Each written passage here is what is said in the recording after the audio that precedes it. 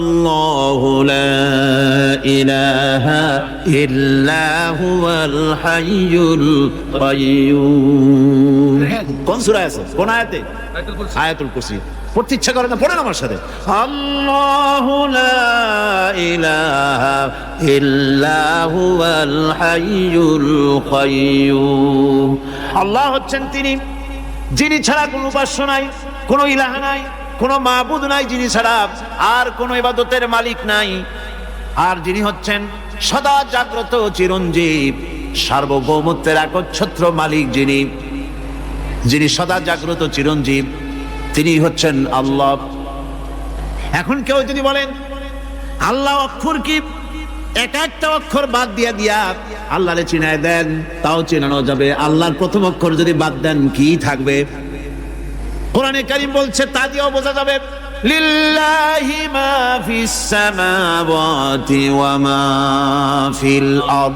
আল্লাহ হচ্ছেন তিনি যার জন্য আকাশ আর জমিন, আকাশ এবং জমিনের একচ্ছত্র মালিক, এর মাঝখানে যা কিছু আছে সব কিছুর মালিকানা যার হাতের মুঠায় তিনি আমার আল্লাহ। তিনি কে? আল্লাহ। তারপরে যদি বলেন আরেকটা নাম ছেড়ে দেন, আলিফ সাল্লাম একটা নাম ছেড়ে দিলাম, তাহলে কি থাকলো? লাহ থাকলো, দুইটা অক্ষর থাকলো লাহু। এই লাহু দিয়েও আল্লাহ রাব্বুল আলামিনের সিফাতকে তার গুণকে বোঝা যাবে। লাহু মাকালিদুস সামাওয়াতি ওয়াল আরদ।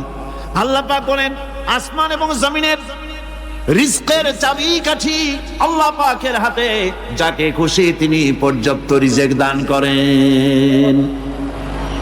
কেউ যদি বলেন লামটাও ভালায় দেন, লামটাও ছেড়ে দেন, দিলাম নাম একটা ছেড়ে থাকলো কি? একটা অক্ষর থাকলো হু। এই হু দিয়ে আমার আল্লাহরে চেনা যাবে। ওয়া হুয়াল গফুরুল ওয়াদুদুল আরশিল মাজিদ ফাআলুল লিমা ইউরিদ। আমার আল্লাহ হচ্ছেন তিনি যিনি ক্ষমাশীল, যিনি দয়াবান, যিনি বান্দাকে মহব্বত করেন, যিনি হচ্ছেন আরশে আজিমের মালিক। তিনি হচ্ছেন সেই মহান সত্তা যিনি যা খুশি তাই করতে পারেন। সুতরাং আল্লাহ হচ্ছেন এমন এক লফজ, এমন এক নাম, এমন এক ইসমে জাত যার কোনো বিকল্প নাই, যা অনুবাদ করে আল্লাহকে স্রষ্টা বললে এটা সারবে না, সৃষ্টিকর্তা বললে সারবে না। আল্লাহ পাকের নামের বিরাট বিশাল ব্যাপক অর্থ রয়েছে। সুতরাং আল্লাহকে আল্লাহই বলতে হবে। আল্লাহকে কি বলতে হবে? আল্লাহ আল্লাহ আল্লাহ। কত মজাই নামে, সুবহানাল্লাহ বিহামদিহি, কত মজাই নামে। দেখেন আল্লাহ রাব্বুল আলামিন এমন রব। বাংলাদেশের কুকুর আর আমেরিকা ইউরোপের প্রধান দেশের কুকুর একরকম নয়। আমাদের দেশের পশু ইউরোপ আমেরিকা শীত প্রধান দেশের পশু একরকম নয়। তার কারণ হলো আমাদের দেশে শীত কম, নাতিশীতোষ্ণ অঞ্চলের মধ্যে খানিকটা পড়ে যায়। এখানে পশুদের গায়ে কম পশম থাকলে কোনো অসুবিধা নাই। ভেড়া, ঘোড়া, কুকুর, বন্য প্রাণীকে কেউ তো কম্বল দেয় না, ল্যাপ দেয় না, রাজাই দেয় না, খাতা দেয় না, চাদর দেয় না। আল্লাহ রাব্বুল আলামিন তিনি এমন রব, শীত প্রধান দেশের পশুদের গায়ে পশম দিয়া চিরস্থায়ী কম্বল জড়ায় দিয়েছেন। এর নাম হচ্ছে রব। প্রতিপালনের পদ্ধতি কি সুন্দর করে তিনি প্রতিপালন করছেন, কি সুন্দর করে তিনি পশু পক্ষীগুলিকে তাদের আহার জোগাড় করছেন, প্রতিপালন করছেন। তিনি রব, মানুষকে সৃষ্টি করেছেন, আমাদেরকে সৃষ্টি করেছেন, সব চাইছেন। সুবহানাল্লাহ বিহামদিহি, সকল প্রয়োজন মিটিয়েছেন। একটা জিনিস বাদ রাখেন। আমাদের মুখে দাঁতের দরকার ছিল, মায়ের পেট থেকে দাঁত নিয়ে আসিনি। মায়ের পেট থেকে আসার পরে আমাদের খাবারের দরকার ছিল। লক্ষ্য করেন রব কারে বলে, লক্ষ্য করুন। মায়ের পেটের মধ্যে যখন ছিলাম ওখানে কোনো রোগের জীবাণু ঢুকতে পারে নাই। ফি করারিন মাকিন, একটি সুরক্ষিত জায়গায় আল্লাহ রাব্বুল আলামিন বাচ্চাকে রেখেছেন, যেখানে কোনো সর্দি হবে না, জ্বর হবে না, সর্দি হবে না, ব্রঙ্কাইটিস হবে না, ডায়াবেটিস হবে না, প্রেসার হবে না। মায়ের পেটের মধ্যে বাচ্চাকে এমন জায়গায় আল্লাহ যত্ন করে রেখেছেন। এই বাচ্চা যখন মায়ের পেট থেকে বেরিয়ে এলো তখন তার পরিবেশ অত্যন্ত খারাপ। এখানে পলিউশন আছে, এখানে কার্বন ডাই অক্সাইড আছে, এখানে বিষাক্ত হাওয়া আছে, এখানে দূষিত আবহাওয়া রয়েছে। প্রতি মুহূর্তে তাকে প্রতি মুহূর্তে রোগ তাকে হামলা চালাতেছে। এই রোগের থেকে সে বাচ্চা বাঁচবে কি করে? এর জন্য রব্বুল আলামিন তিনি এমন রব, মায়ের বুকের মধ্যে যে খাবার তৈরি করলেন বাচ্চার, ওই খাবারের মধ্যে বাচ্চার ওষুধ আল্লাহ পাক বানায়া দিলেন। মায়ের বুকের দুধ শুধু দুধ নয়, এটা ওষুধ। সুবহানাল্লাহ। এটা খাদ্য, এটা ওষুধ, এটা ভিটামিন, এটা ক্যালসিয়াম, এটা কার্বোহাইড্রেট, যা দরকার বাচ্চার জন্য সব আল্লাহ মায়ের দুধের মধ্যে দিয়ে দিলেন। যতক্ষণ বাচ্চা পেটে ছিল দুধ ছিল ঘন, যখন বাচ্চা মায়ের পেট থেকে বেরিয়ে এলো দুধটা হয়ে গেল পাতলা। এই পাতলা দুধটা খাবে, ওষুধ আছে এর মধ্যে, ভিটামিন আছে, খাইতে যেন বিস্বাদ না হয় একটু মিষ্টি দিয়ে দিলেন আল্লাহ, যাতে বাচ্চা মুখ ফিরিয়ে না নেয়, সেজন্য খাইতে চায়। তারপরে যখন বাচ্চার হাড্ডি খেতে হবে, মাছ খেতে হবে, গোশত খেতে হবে, দুধের আর দরকার নাই, তার শরীরের ভিতরে রেজিস্ট্যান্স, রোগ প্রতিরোধক শক্তি তৈরি হয়েছে, এখন আরো ভালো খাবার দরকার। আল্লাহ রাব্বুল আলামিন মায়ের দুধকে শুকায় দিলেন, চুষলো আর পাওয়া যাবে না, দুধ শুকায় গেছে, এখন বাইরের খাবার খেতে হবে। আসছিল তখন মুখে দাঁত ছিল না, বাইরে যখন এলো দাঁতের যখন দরকার হলো, কোন আল্লাহর বান্দা কি আল্লাহর কাছে দরখাস্ত করেছেন যে আল্লাহ আমার কয়েকখান দাঁত দাও, দাঁত ছাড়া আমি চাবাই কেমন? এই সবগুলি দাঁত কে সেট করে দিলেন? রব্বুল আলামিন দাঁতগুলিকে সেট করে দিলেন, মুখের মধ্যে দাঁত এসে গেল। আল্লাহ রাব্বুল আলামিন শরীরটাকে সাজিয়ে গুছিয়ে, হিউম্যান বায়োলজি যাকে বলা হয়, এই শরীরকে যে সুন্দর করে আল্লাহ পাক তৈরি করলেন বলে শেষ করা যাবে না, কত সুন্দর করে আল্লাহ পাক বানিয়েছেন। আপনার মাথার ভিতরে সেল তৈরি করা হলো, ব্রেন তৈরি করা হলো। এই ব্রেনটা শুকনা জায়গায় রাখা হয় নাই, শুকনা জায়গার মধ্যে ব্রেনটা যদি থাকতো, নড়াচড়া করে আপনার ব্রেনের যে টেকনোলজি আল্লাহ পাক ইউজ করেছেন সেটা অসুবিধাগ্রস্ত হতো। এই জন্য ক্রিম যেভাবে পানির মধ্যে বাসা থাকে, পানির মধ্যে ভাসমান ক্রিম মাখন যেভাবে রাখা হয়, সামান্য পানির মতো করে এর ভিতরে ব্রেনটাকে রাখা হয়েছে। এই ব্রেনের ভিতরে, ব্রেন হচ্ছে পৃথিবীতে কম্পিউটার, আজকের পৃথিবীর শ্রেষ্ঠ আবিষ্কার। কিন্তু মানুষের মাথায় যে কম্পিউটার আল্লাহ পাক দান করেছেন, এই কম্পিউটারের সামনে দুনিয়ার কম্পিউটার এতিম। এবার লন্ডন গিয়েছিলাম, প্রত্যেক বছর 1.5 মাস 2 মাস সময় পাই, কিন্তু আপনারা দোয়া করেছেন এখন পার্লামেন্টে সময় দিতে হয় বেশি, বিদেশের সফর কমে গিয়েছে। 10 দিনের জন্য গিয়েছিলাম, ওরা আমাকে একটা ডায়েরি দিল, সেই ডায়েরিটার ভিতরে ডিজিটাল ডায়েরি, এই ডায়েরির মধ্যে তারা বলল যে এরকম, এই যে কাগজটা আপনারা দেখতে পাচ্ছেন, এই রকমের কাগজে 10 লক্ষ পাতা লিখতে যত কাগজ লাগে, এরকমের 10 লক্ষ পাতার লেখা ছোট্ট এই ডায়েরিটার মধ্যে ঢুকাই দেওয়া যায়। 10,000 টেলিফোন নাম্বারের মেমোরিতে তুলে দেওয়া যায়। এটা হচ্ছে লেটেস্ট আবিষ্কার। কিন্তু আল্লাহ পাক মানুষের যে ব্রেনটা তৈরি করলেন, পৃথিবীতে যা আছে এ সব কিছু একটা মানুষের ব্রেনের মধ্যে, সমস্ত তথ্য, সমস্ত ফ্যাক্টস মানুষের মেমোরির ভিতরে ঢুকাবার পরেও আরো লক্ষ লক্ষ জায়গা বাকি থেকে যাবে, শূন্য থেকে যাবে, যা পূরণ হওয়ার নয়। এত বিশাল মেমোরি আল্লাহ পাক তার মানুষের মাথার মধ্যে তৈরি করে দিয়েছে। সুবহানাল্লাহ বিহামদি। দেখুন অবস্থাটা কি, আল্লাহ তার মানুষকে কিভাবে, রব কাকে বলে, রব কারে বলে, সুবহানাল্লাহ বিহামদি। চোখের সামনে রাস্তা দিয়ে চলতে গিয়ে চোখের সামনে সাপ দেখলেন, চোখ দেখার কাজ করেছে। চোখ কি করেছে? দেখার কাজ করেছে।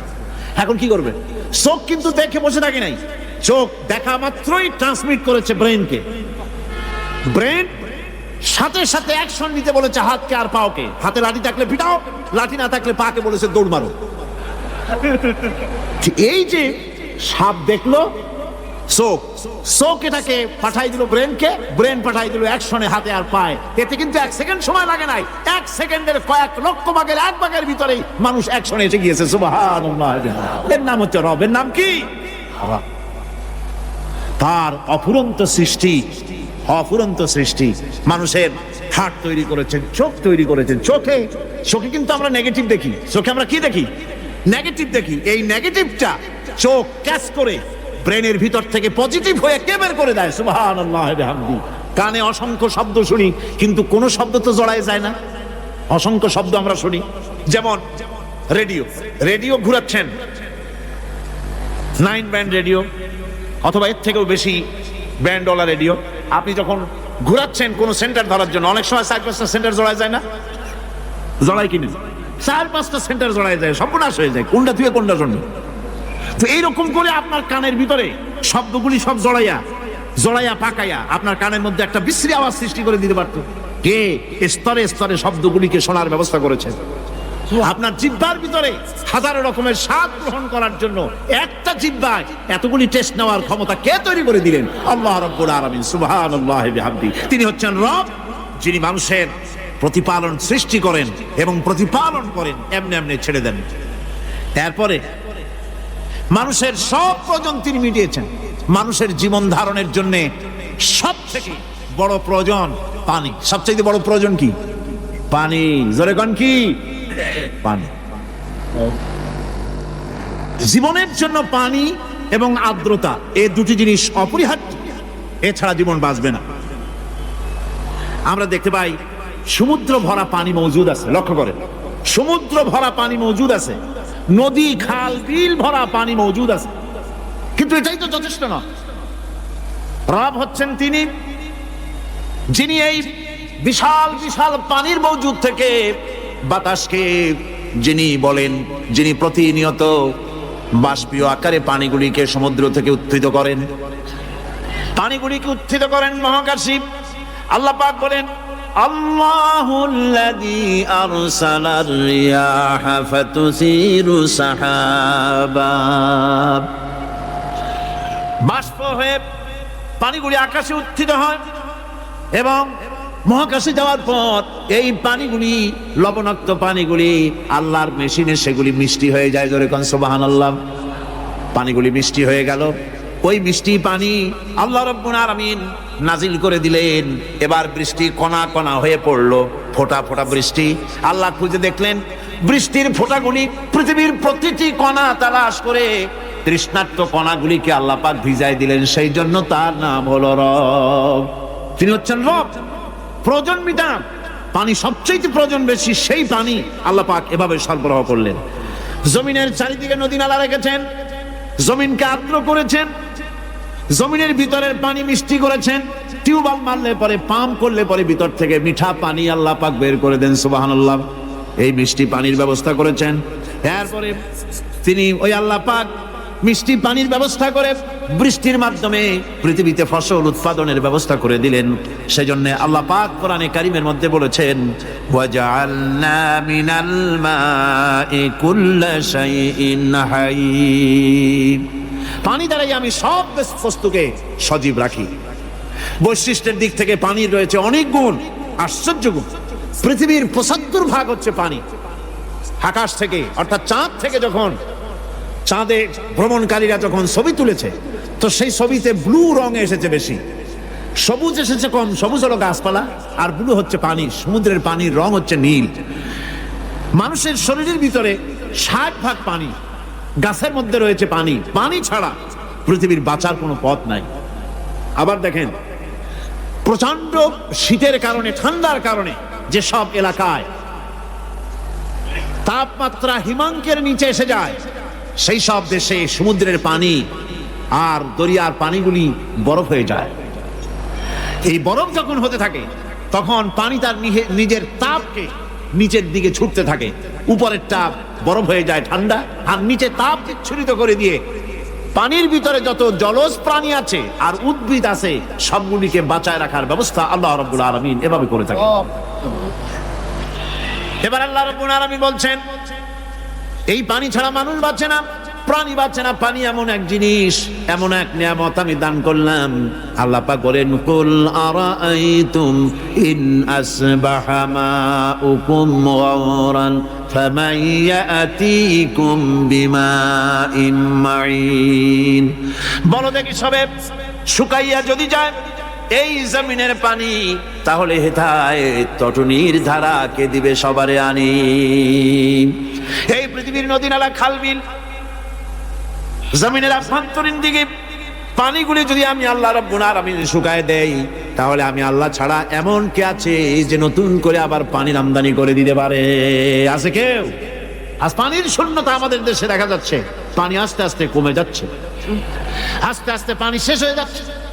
কি কারণে শেষ হচ্ছে এবং কি হলে পানি পাওয়া যাবে, পরে বলা যাবে ইনশাআল্লাহ।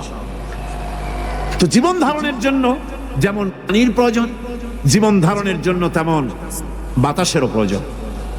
পানি ছাড়া তো কিছু সময় চলতে পারে, পানি এবং খাদ্য ছাড়া কিছু সময় চলতে পারে, কিন্তু বাতাস ছাড়া তো এক মুহূর্ত চলে না, ঠিক কিনা? বুঝেন কিনা কথা? বাতাস ছাড়া এক মুহূর্ত চলতে পারে না। অথচ আল্লাহ রাব্বুল আলামিন এই বাতাস দিয়ে গোটা আকাশকে, শূন্য জায়গাগুলি বাতাস দিয়ে ভরে রেখেছেন, যাতে করে কারো বাতাসের কোনো অসুবিধা না হয়, শ্বাস করতে কোনো কষ্ট না হয়। প্রাণী জগৎকে বাতাস দিয়ে বাঁচিয়ে রাখার জন্য আল্লাহ পাক মহাশূন্যকে এভাবে সব এলাকা বাতাস দিয়ে ভরে রেখেছেন। এই জন্য তার নাম হচ্ছে রব। এটাই হচ্ছে রুবুবিয়তের নমুনা। আমার ভাইয়েরা, আল্লাহ রাব্বুল আলামিন পানি দিলেন, বাতাস দিলেন, খাদ্যের ব্যবস্থা করে দিলেন। শস্য শ্যামল এলাকায় আল্লাহ পাক সব জায়গাগুলিতে শস্য শ্যামল হোক অথবা উষর ধূসর মরুভূমি হোক, সারা পৃথিবী জুড়ে আল্লাহ রাব্বুল আলামিন খাবারের দস্তরখান বিছায় রেখেছেন।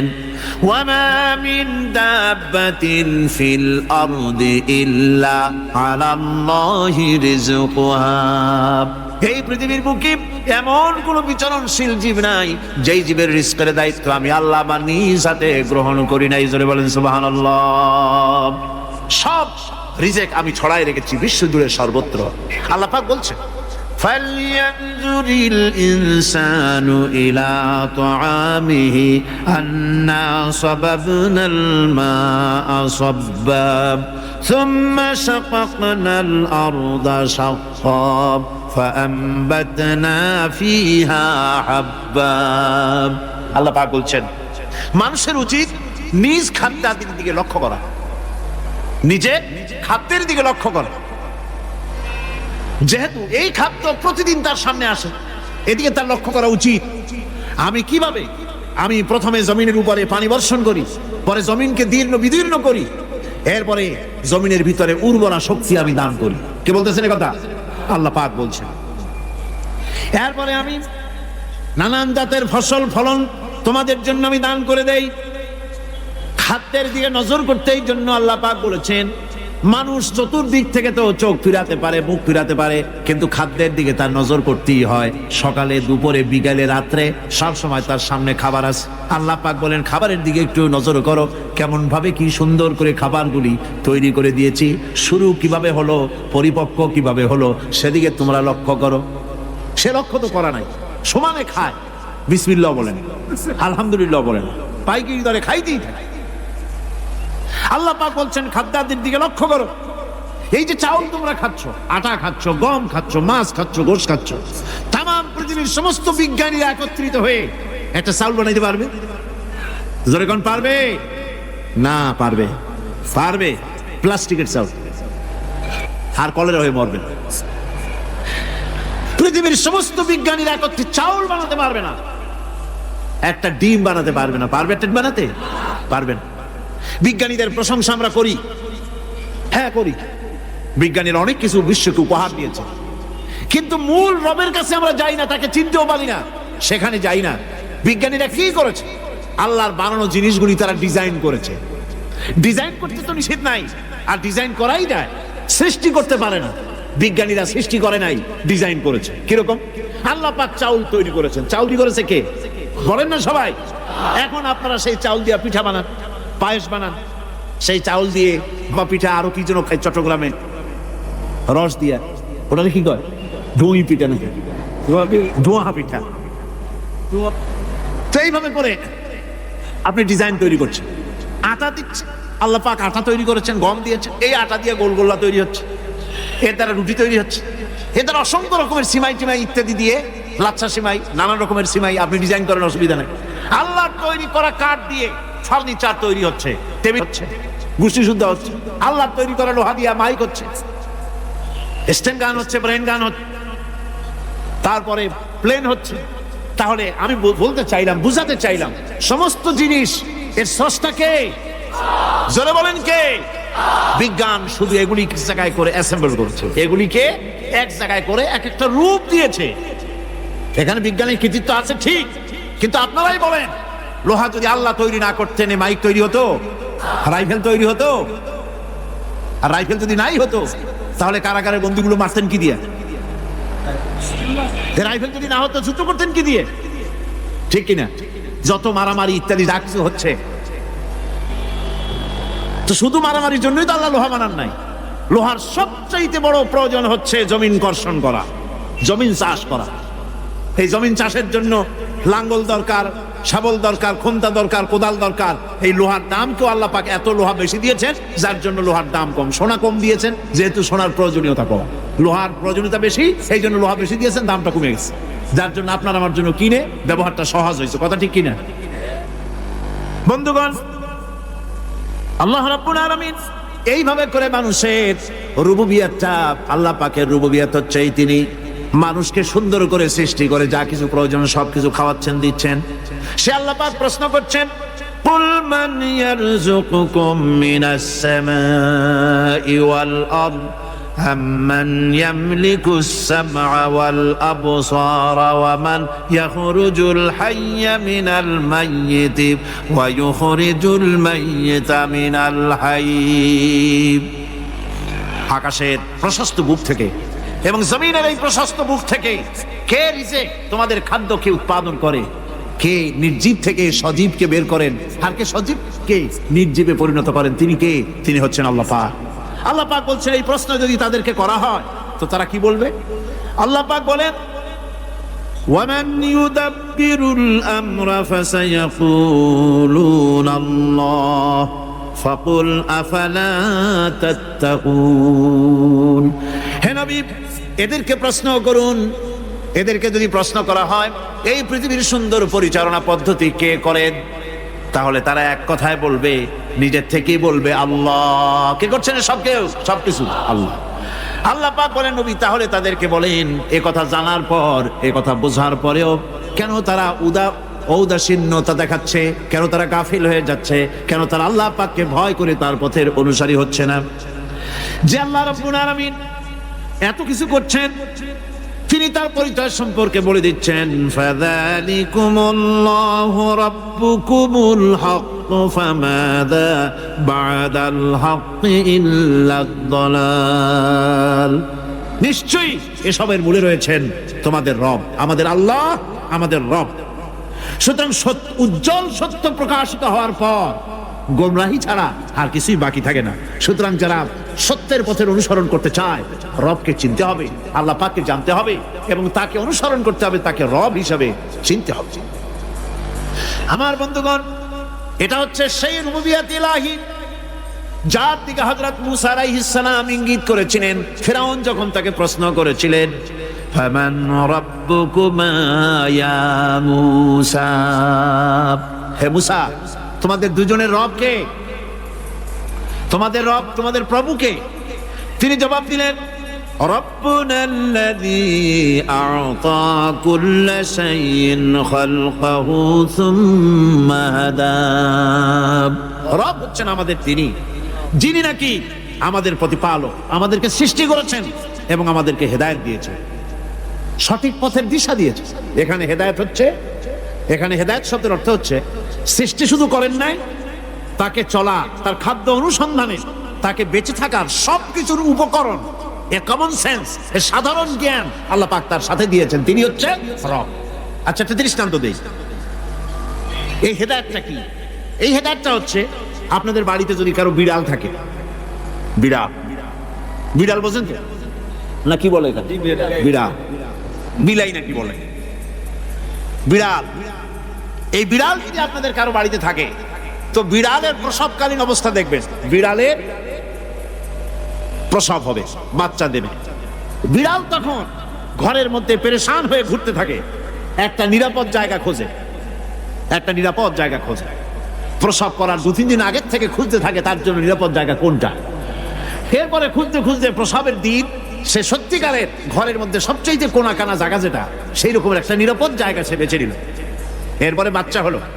বাচ্চা হওয়ার পর এই বাচ্চার উপরে কেউ যেন আক্রমণ না করে, শত্রু যেন তার জায়গাটিতে না আসে, এই জন্য বাচ্চাটার তো হাত দিয়ে মায়ের মতো কোলে নিতে পারে না, সে আস্তে করে ঘাটটা কামড়ায় ধরে যাতে করে বাচ্চা ব্যথা না পায়। ওইভাবে করে ঘাট কামড়ায় ধরে আজকে এই সিঁড়ির নিচে, কালকে ওই খাটের নিচে, পরশুদিন এই আলমারির কোনায়, এইভাবে বাচ্চাগুলি সরায় সরায় রেখে বাচ্চাকে প্রতিপালন করে। এই বিড়াল হেদায়েত দিলটা কি? যিনি দিলেন তার নাম রব, তিনি হচ্ছেন রব্বুল আলামিন। সন্তান প্রতিপালনের ব্যবস্থা শুধু দুনিয়ার মানুষকেই দেন নাই, প্রাণী জগৎকেও দিয়েছেন। সুবহানাল্লাহ। বলেন বলেন, মুরগির বাচ্চা হলো, ডিমের থেকে বাচ্চা বেরোলো, এই বাচ্চাগুলি হয়েছে গতকাল, আজকে বাচ্চাগুলি আদার খাচ্ছে মায়ের সাথে। হঠাৎ করে একটা চিল এলো আর ওর মা একটা সিগন্যাল মারলো, সাথে সাথে বাচ্চাগুলি দৌড়াইয়া এমন পলান দিল, আপনি তো ভালো একাদশীর বাপেও তালাশ করে পাবেন যে মুরগির বাচ্চা পলাইলো। এখন ওই বাচ্চাটিকে এই সিগন্যাল সম্পর্কে কে অবহিত করলো যে এইরকম একটা আওয়াজ শুনলে এটা ভীতির আওয়াজ, এটা সাইরেন, এটা বিপদ সংকেত, এটা ডেঞ্জার সিগন্যাল, এটা শুনলে দেখলে তাড়াতাড়ি করে আত্মগোপন করবা। কে শিখাইলো? কে শিখাইলো? আল্লাহ পাক শিখাইছে। এখন এক শ্রেণীর বুদ্ধিজীবী তারা আবার উল্টা কথা কয়। তারা বলে কি?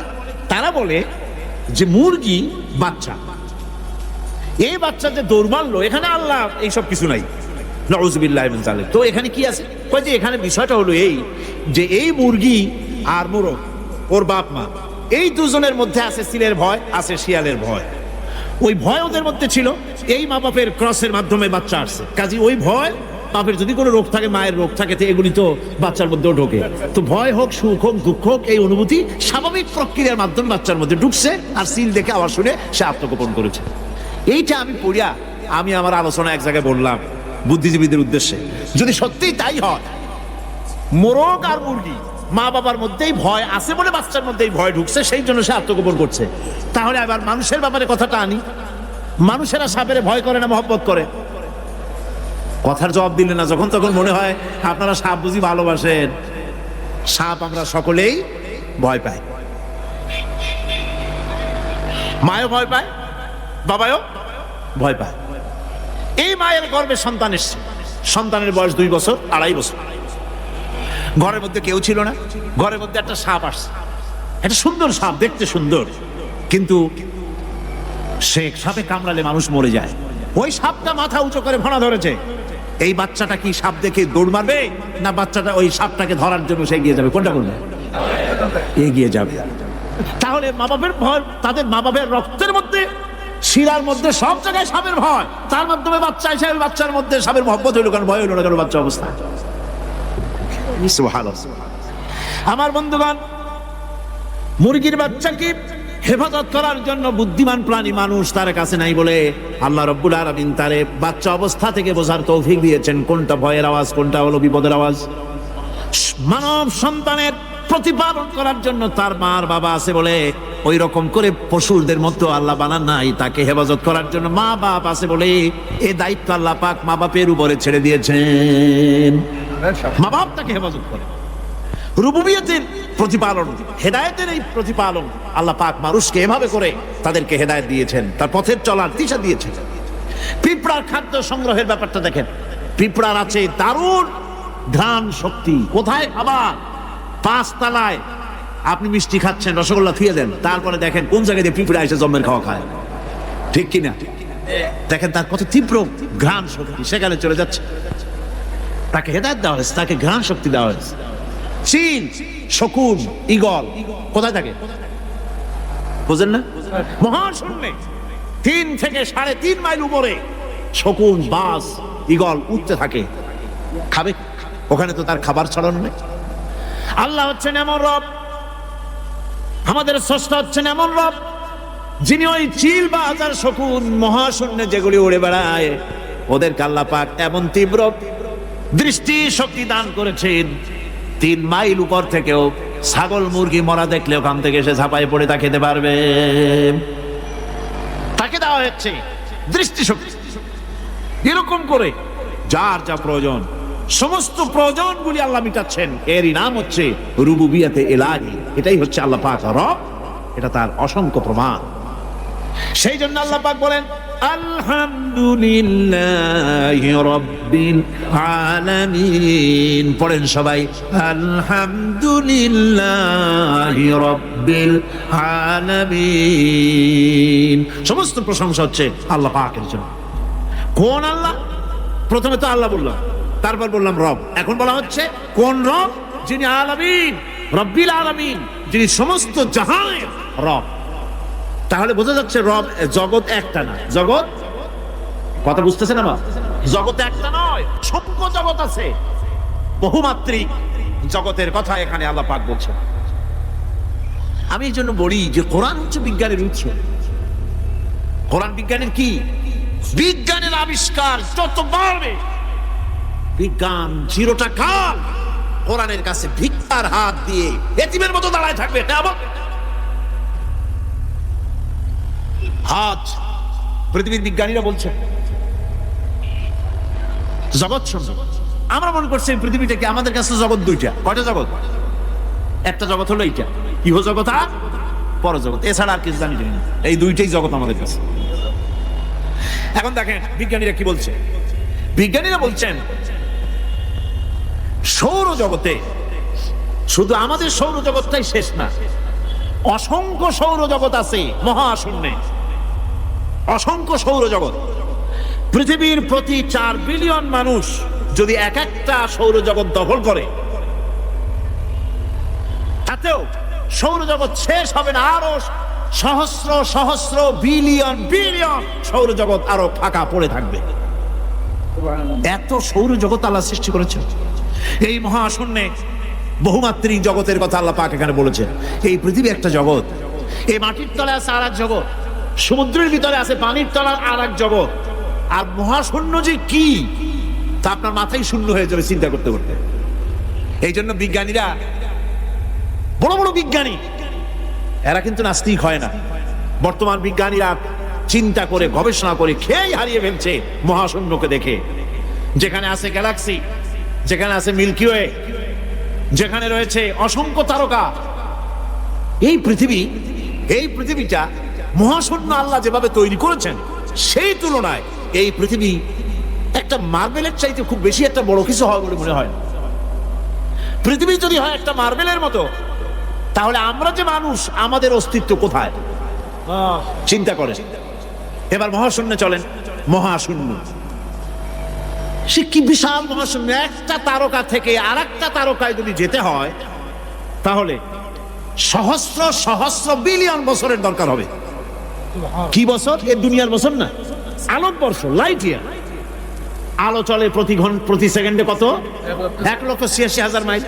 এই 1,86,000 মাইলের সেকেন্ড, এর মিনিট, এর ঘন্টা, এর দিন, এর মাস, এর বছর, এই আলোকবর্ষ সহস্র সহস্র আলোকবর্ষ পার হয়ে যাবে এক তারকা থেকে আর এক তারকায় পৌঁছানো সুকঠিন।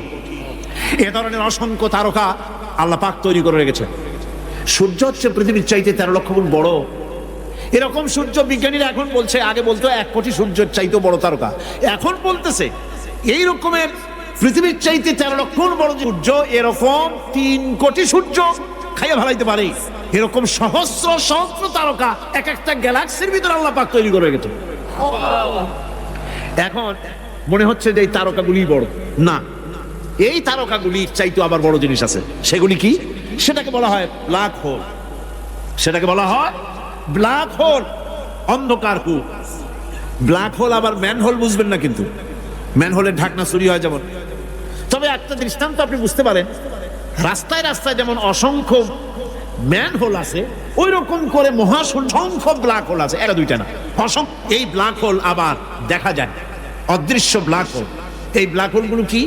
এগুলি কোরআন কারীমের মধ্যে আল্লাহ পাক বলেছেন, ফালা উকসিমু বিমাওয়াকিন নুজুম, ফালা উকসিমু বিমাওয়াকিন নুজুম, শপথ সেই পতনে যেখানে নক্ষত্র সমূহ ধ্বংস হয়ে যায়, ধ্বংসপ্রাপ্ত হয়, কসম সেই স্থান সময়ের। সুবহানাল্লাহ। এই অন্ধকার কূপের, এই অন্ধকূপের কসম করছেন আল্লাহ পাক। সেই অন্ধকূপটা কি? সেই ব্ল্যাক হোলটা কি? সেই ব্ল্যাক হোল হচ্ছে ওই যে তারকার কথা বললাম যে সূর্য খাইতে পারে, 3 কোটি সূর্য খাইতে পারে, এই রকমের তারকাগুলি ঘুরতে ঘুরতে কোন এক কারণে যখন সে ব্ল্যাক হোলের রেঞ্জের মধ্যে এসে যায়, তখন ব্ল্যাক হোল ওকে এমন ভাবে চুষে হজম করে ফেলে যেমন বাচ্চা চকলেট চুষে খাইয়া ফেলায়। এরকম ব্ল্যাক হোলগুলি অত বড় তারকাগুলি খাইয়া চুষে শেষ করে ফেলে দেয়। সুবহানাল্লাহি বিহামদিহি। বিজ্ঞানীরা বলেছেন আমাদের এই পৃথিবীটা, আল্লাহ না করুন কখনো, আমাদের এই পৃথিবীটা যদি কোনো ব্ল্যাক হোলের আওতায় পড়ে, ওর রেঞ্জে আসে, তাহলে মাত্র 2 সেন্টিমিটারের মধ্যে পৃথিবীটা তার ঘনত্ব লাভ করে এর মধ্যে অদৃশ্য হয়ে যাবে, হারায় যাবে, অস্তিত্ব থাকবে না। আল্লাহ পাক আসলে আগে আমার বিজ্ঞানের বইপত্র যখন পড়ি আমার কাছে আশ্চর্য লাগে, 1400 বছর আগে নবী কোনো বিজ্ঞানাগারে পড়াশোনা করেন নাই, কোন সায়েন্স দিয়ে রিসার্চ করেন নাই। সেই নবীর মুখ থেকে এমন বিজ্ঞানময় কোরআন আল্লাহ বের করালেন, যা আজকের পৃথিবীর মডার্ন যুগের বিজ্ঞানীরা কোরআনের কাছে এতিম হয়ে দাঁড়ায় আছে। পৃথিবীর কোন বিজ্ঞানী বলতে পারবে না যে কোরআনে কারিমের অমুক আয়াতটা আনসাইন্টিফিক, এটা হাদিস আমাদের বিজ্ঞানের সাথে মিল খায় না, এমন কথা বলতে পারবে না। বরং কোরআন সার্টিফাই করবে তোমার এই বক্তব্য, তোমার এই থিওরি মোস্ট আনসাইন্টিফিক। কোরআন বলবে, ওরা বলতে পারবে না যে আয়াতটা আনসাইন্টিফিক। সুতরাং কোরআন হচ্ছে মহান বিজ্ঞানময়, কোরআন হচ্ছে আল্লাহ পাকের দেওয়া এক মহান বিধান, যে কোরআনের কারণে আল্লাহ পাক আমাদেরকে হেদায়েত দান করেছেন। এমন এক কিতাব, এমন এক কোরআন আল্লাহ পাক আমাদের কাছে দান করেছেন। আর রহমান আল্লামাল কোরআন, কোরআন তিনি রহমান আমাদের কোরআন শিখিয়েছেন, এমন কোরআন যার সংরক্ষণ পদ্ধতি অবিকল রয়ে গেছে। কোরআন যেভাবে নাজিল হয়েছিল সেইভাবেই আছে, না উল্টা পাল্টা হয়েছে? উল্টা পাল্টা হয়নি। কোরআনে কারিমে রব্বুল আলামিন বলেন, উল্টা পাল্টা না হওয়ার কারণ শোনো, এই পৃথিবীর বুকে যত বই কিতাব আছে, যত ধর্ম পুস্তক আছে, সব পরিবর্তন হয়েছে, পরিবর্তন হয়েছে, তারমিম তারিফ হয়ে গেছে। বাইবেলের অবস্থা তো এমন, বাইবেল সম্পর্কে বর্তমানে বলা হচ্ছে ওর ভিতরে আল্লাহর একটা ওয়ার্ডও নাই। বর্তমান বাইবেলে আল্লাহর একটা বর্ণ নাই। এত উলট পালট সর্বনাশ হয়ে গিয়েছে। এখন তারা মুসলমানদেরকে গ্রহণযোগ্য করাবার জন্য দেখুন, ষড়যন্ত্র একরকম না, হাজারো রকমের ষড়যন্ত্র। তারা তাদের বাইবেলের মধ্যে এখন লিখতেছে আয়াত, আয়াত নম্বর এত, আগে লিখতো পদাবলী, পদাবলী এত নম্বর পদ, এত নম্বর পদাবলী, এভাবে লিখতো। এখন লিখতেছে আয়াত নম্বর অত, আগে লিখতো সদা প্রভু, এখন লেখে আল্লাহ তাআলা খোদাবন্দ। আখিরাত, রিসালাত, নবুয়ত, এইসব কথাগুলি ইসলামের মূল পরিভাষাগুলি তারা গ্রহণ করে মুসলমানদেরকে বিভ্রান্ত করার চেষ্টা করে। আমার বন্ধুগণ, সব ধর্মীয় পুস্তকগুলি যেখানে তারমিম তারিফ হয়ে গেল, কোরআনের কোনো পরিবর্তন আজও। কোরআন নাযিল হচ্ছে, রাসূল করিম বুখারী শরীফে এসেছে, প্রতি রমজান মুবারকে হযরতে জিবরাইল আসতেন, হুজুরকে বলতেন হুজুর আপনি তেলাওয়াত করেন, আমি শুনি, যতটুক নাজিল হয়েছে পড়েন। হুজুর পড়তেন, জিবরাইল শুনতেন, আবার জিবরাইল পড়তেন, হুজুর শুনতেন। এমনি করে করে যে বছর হুজুর ইন্তেকাল করবেন, হুজুরের জীবনের শেষ রমজান মুবারকে কোরআন নাজিল পরিপূর্ণ হয়ে গেছে। হযরত জিবরাইল বলেন হুজুর কোরআন তো নাজিল তামাম হয়ে গিয়েছে, এবার আপনি পুরা কোরআন পড়ে আমারে শোনান। হযরত রাসূল পুরাটা পড়ে 30 পারা পড়ে শোনায় দিলেন, জিবরাইল শুনলেন। এবার জিবরাইল বলেন হুজুর আমি তেলাওয়াত করতেছি, আপনি শুনেন। হযরত জিবরাইল 30 পারা পড়লেন, হুজুর শুনলেন। আবার হযরত জিবরাইল বলেন হুজুর এবার আবার আপনি পড়েন। হুজুর পড়লেন, জিবরাইল শুনলেন, আবার জিবরাইল পড়লেন, হুজুর শুনলেন।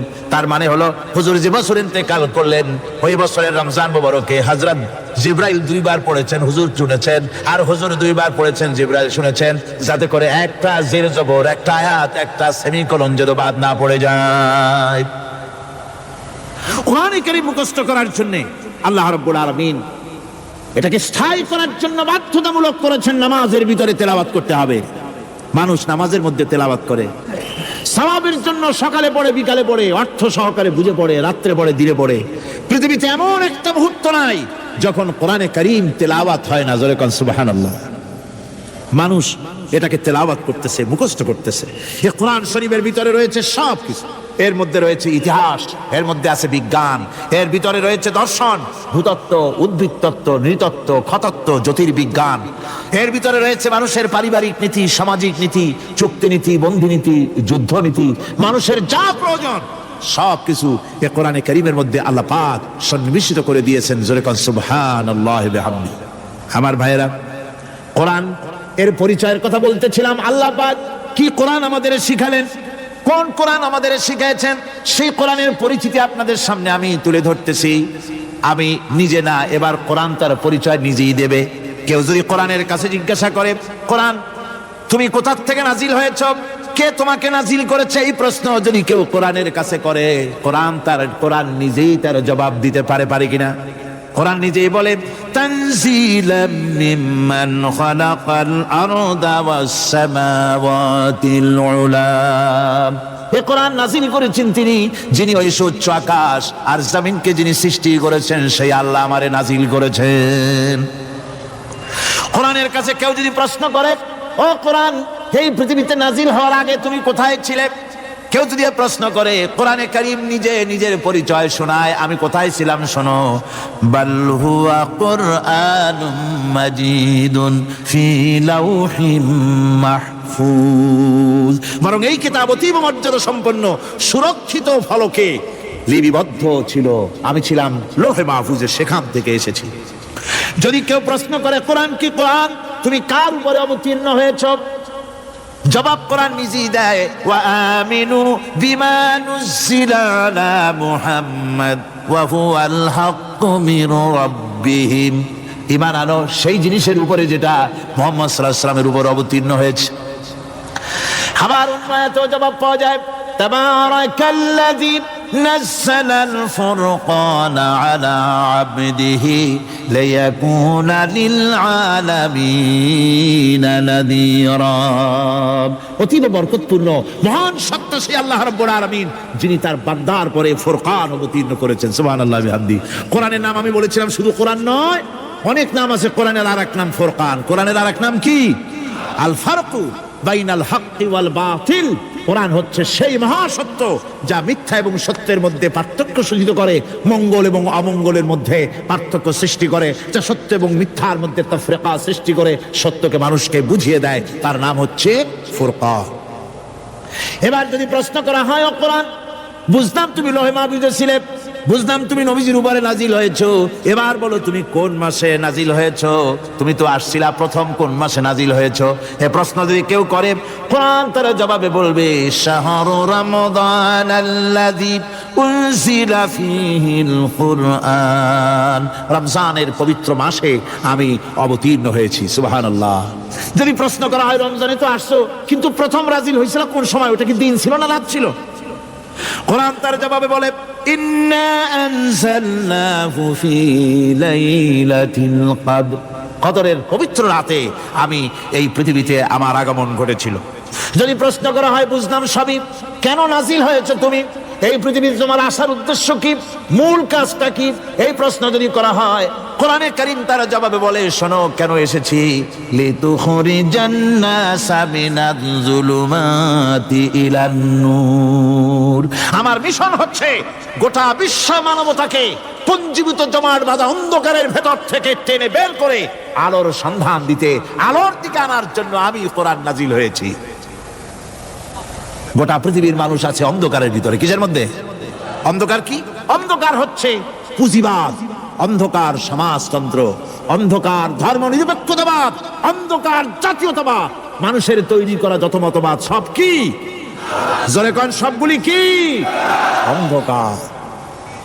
আজকে আসার সময় দেখলাম দেওয়ালে লেখা, সমাজতন্ত্র আমরা প্রতিষ্ঠা করে ছাড়বো।